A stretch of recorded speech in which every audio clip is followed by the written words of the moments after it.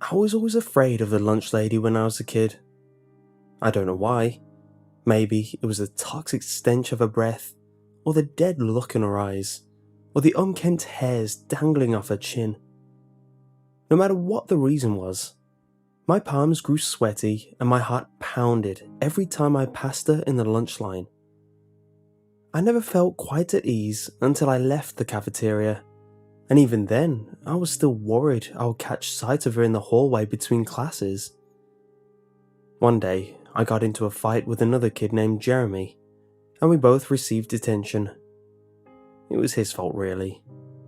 I'd been passing him in the hall when he quickly stuck out his foot in front of mine and sent me sprawling to the ground, all my books flying through the air. Samantha, the girl I had a crush on, happened to be standing in the hallway when it happened, and she joined everyone else in laughing and pointing at me. My rage got the best of me, and Jeremy and I were soon throwing punches at each other.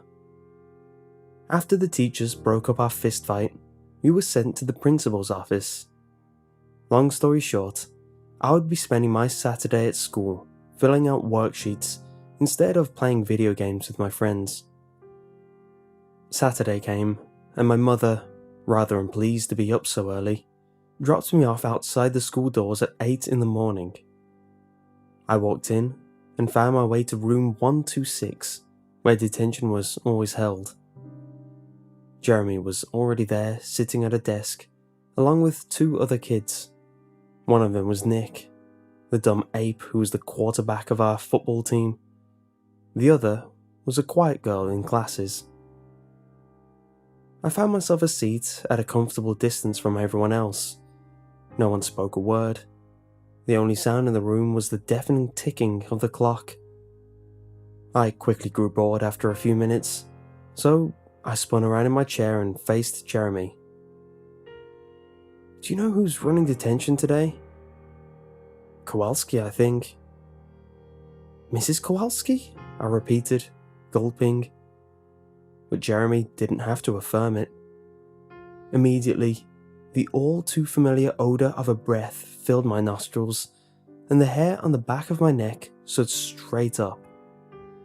I slowly turned around, and in walked the lunch lady, with a pile of worksheets under her arm.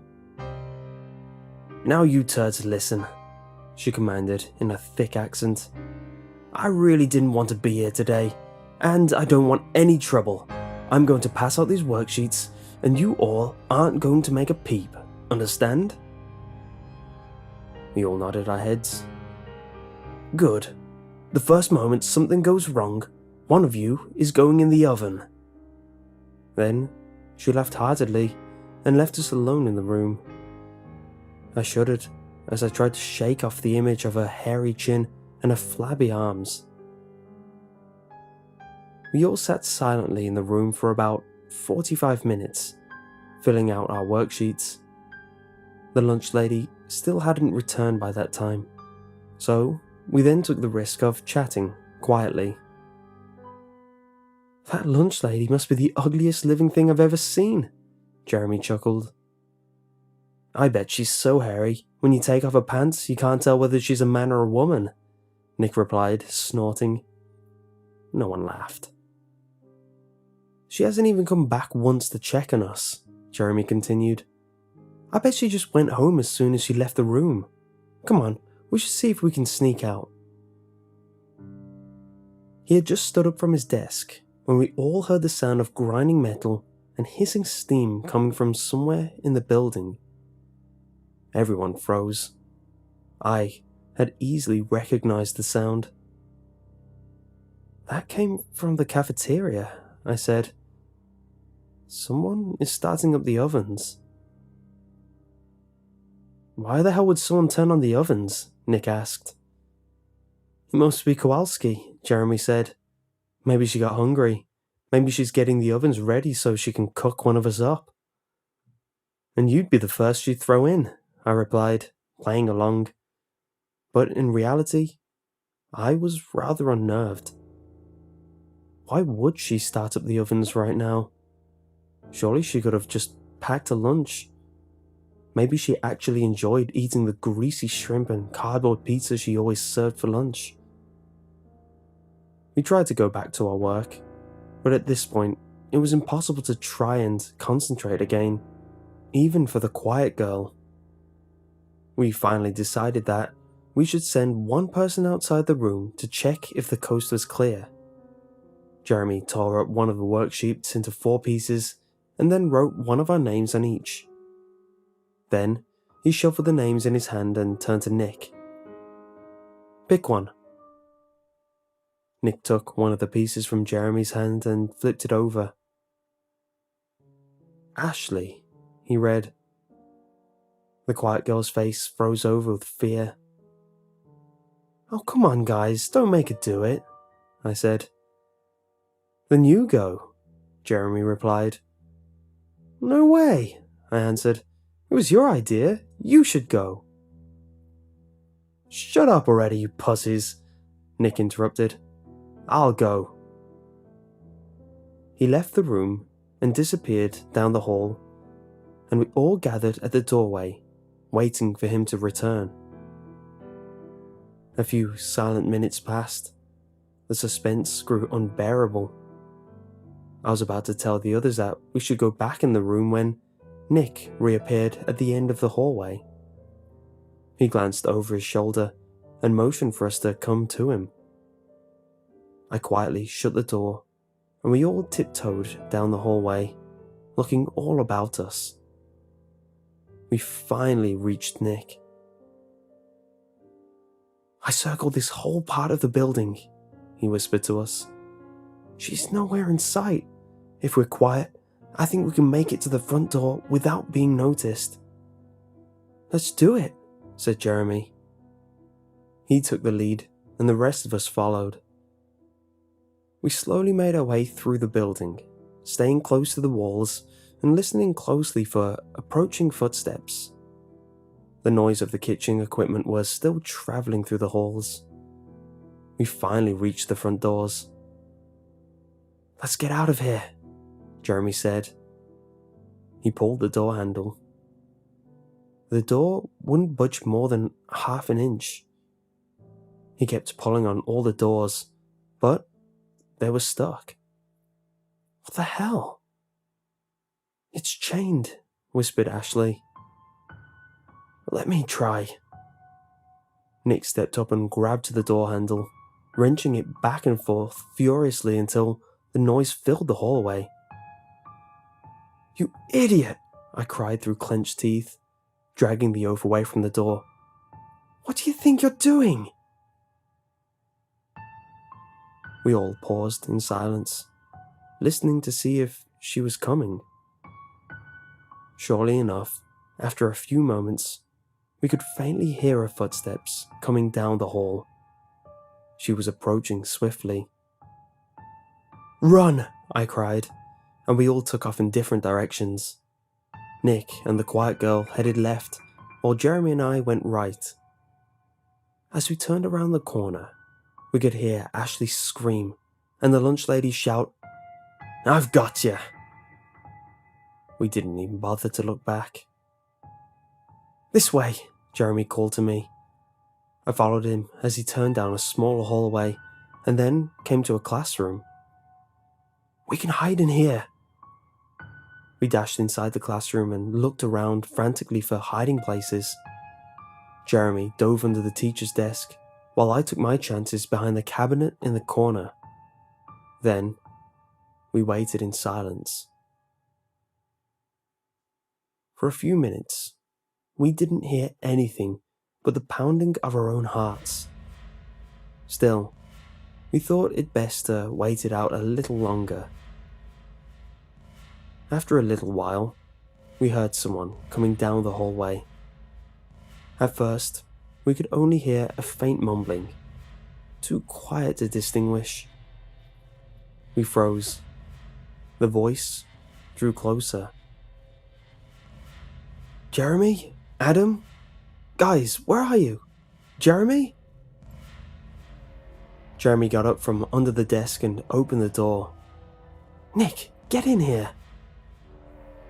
Nick hurried inside and Jeremy locked the door.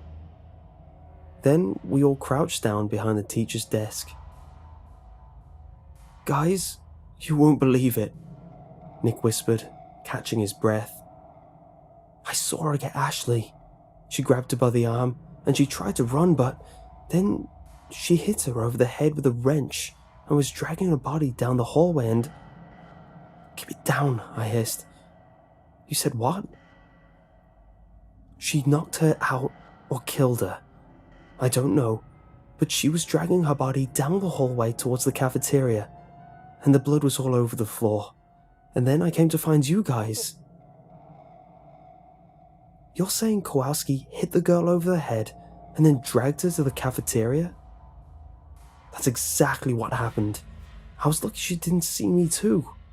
We need to get out of here, now." "We need to get to a room with windows," I said. "We can break out." "Forget it," Jeremy interrupted. "I've seen guys try to break through glass like this, and unless one of you guys has a sledgehammer, we're not going anywhere. There's only one other way out of this school, and that's through the back doors." "But that's next to..." "The cafeteria," I said, completing Nick's sentence. "It's the only chance we've got," said Jeremy. "We can do it, if we're quiet." "Then let's go," I replied. "No time to lose." We opened the door and looked up and down the hallway. "Follow me," whispered Jeremy. We crept down the hall, making our way toward the cafeteria. We were about halfway there when Mrs. Kowalski's voice came resounding through the building over the intercom. "Hello there." Her accent was even more obvious, coming out of the speaker. "I see you have left your room. That's unfortunate. However, I promise that there will be no consequences if you simply return to room 126. Ashley is waiting for you there." "Ashley? We have to help her," Nick cried. "Forget it. She's dead," said Jeremy. "We need to get out of here." "You didn't see what I saw," said Nick. "This woman is insane. We have to save her." Nick bolted down the hallway. "Nick, what are you doing?" I shouted. I tried to run after him, but Jeremy held me back. "No, Adam, let him go. We need to leave, now." "What an idiot," I muttered as we dashed through the halls. Within a minute, we heard Nick give out a spine-tingling scream. I felt sick to my stomach. "Hurry!" shouted Jeremy. "We're almost there." We blitzed through the halls. I grew nauseous, and it was becoming hard to maintain my balance. The hallway started spinning in front of me. "Come on, we're almost there!" I pushed on, wanting to vomit with each step I took. Then we turned the corner, and there it was, the back entrance. "We made it!" cried Jeremy. "Let's get out of here!" We were going so fast we nearly ran right into the doors. I was about to hurl. Jeremy pulled on the door handles. Oh God, no, no! They were chained. We were trapped. I collapsed on the floor, exhausted. "No, no, God, no!" Jeremy screamed as he continued to yank back and forth on the door handles. Meanwhile, I laid on the cold floor, looking down the hallway. The cool linoleum felt good against my burning cheeks. My stomach was still churning. And then, out of the corner of my eye, I saw a pair of black boots appear at the end of the hallway. I looked up. She had arrived. Jeremy was now wildly throwing himself against the door. The lunch lady slowly approached, step by step, yielding a bloody wrench in her hand. It was too late. It was all over. I closed my eyes as the lunch lady passed over me and brought down a wrench upon Jeremy's head. He cried out in pain. She hit him again. His blood spewed all over the walls and ran down to the floor. She kept hitting him over and over again. I vomited. Then, everything went black. I opened my eyes. The brightness of the fluorescent lights made it hard to see at first. After minutes, my eyes adjusted, and I saw that I was in the middle of the cafeteria. I looked down. I was tied to a chair. I squirmed for a few seconds, but the rope was strong and I could hardly move at all. Sighing, I gave up and examined my surroundings. No one else was in sight. The chairs and tables were set out in the usual fashion. I could hear the kitchen equipment still running in the back. "Awake, eh?" a voice called out. I bent my head back and saw out of the corner of my eye that the lunch lady was preparing a meal in the open kitchen. "Give me another minute. Lunch is almost ready." I squirmed around a little more, but the ropes were as tight as ever. I then sat still, patiently waiting. After a minute or two, the lunch lady came out. She was carrying a plate covered with a napkin.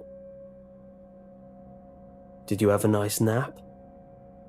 she asked me with that disgusting accent. I remained silent.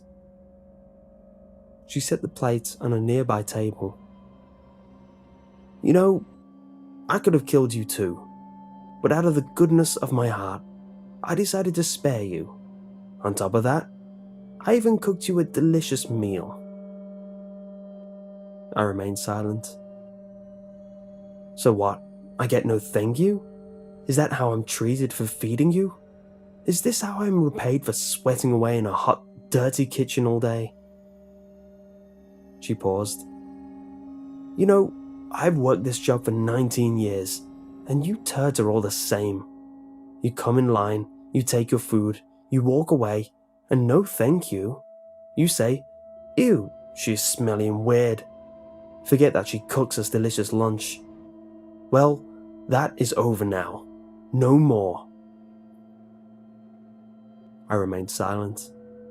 The lunch lady came behind me and pushed my chair to the table, right where the plate sat. I did not want to see what was on the plate. She unbound my arms so that I could only move them from the elbow up.